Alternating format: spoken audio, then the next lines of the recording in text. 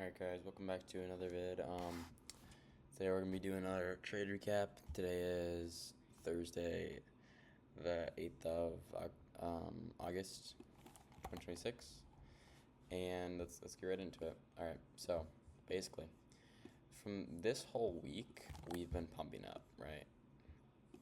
So I'm gonna tie this all into my buys right now, but so this week we've been pumping up, and then ES obviously is at all-time highs. So we put in this bearish SMT, and now I want to see some sort of retracement and does something. So we ended up coming back to this one day for rally gap right here,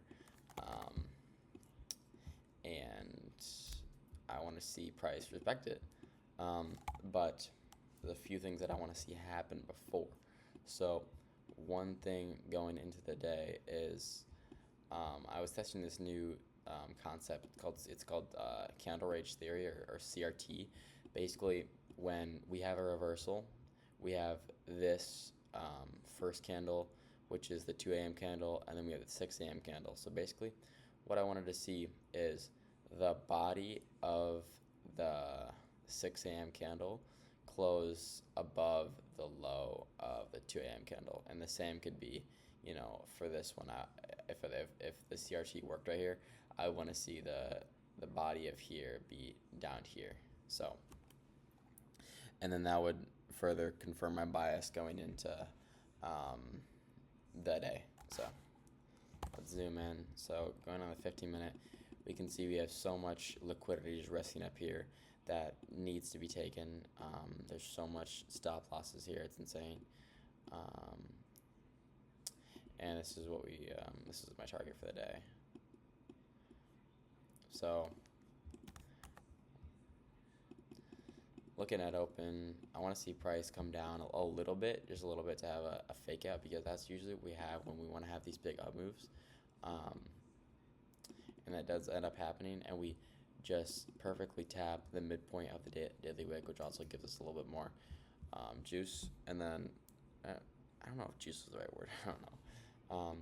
But then we get this up move. I fade this because I still want to see if the CRT candle wants to play out, but I am still extremely bullish. So I go on the 15-minute time frame, and I want to see both these for rally gaps get ran through, and then I want to see this change of the state also get closed above for me to be bullish.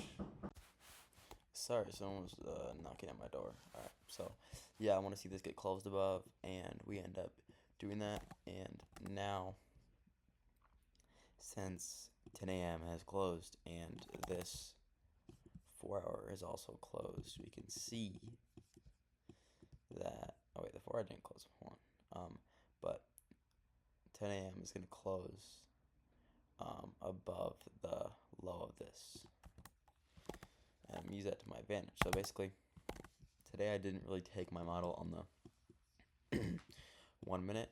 I took it according to the 15 minutes. So this is my model on the 15 minute. I have manipulation, and a PD ray, and then I have inverse rally gap, and then I have change of the state.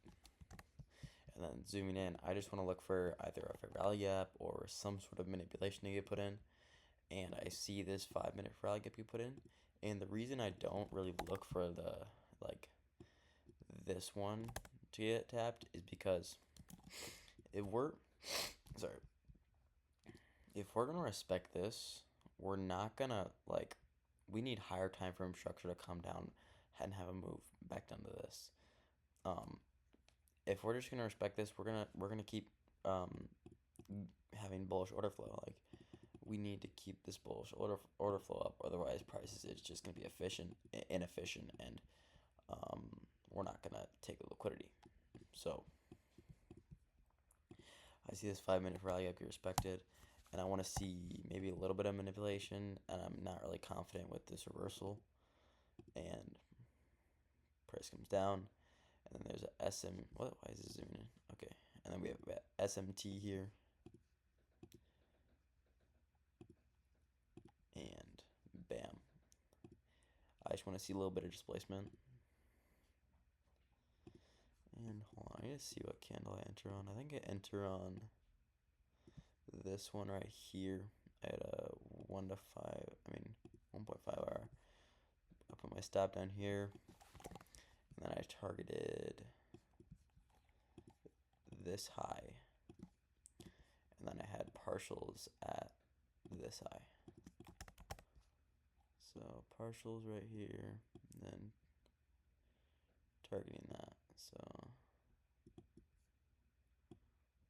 one, go like this, 1 5 hour.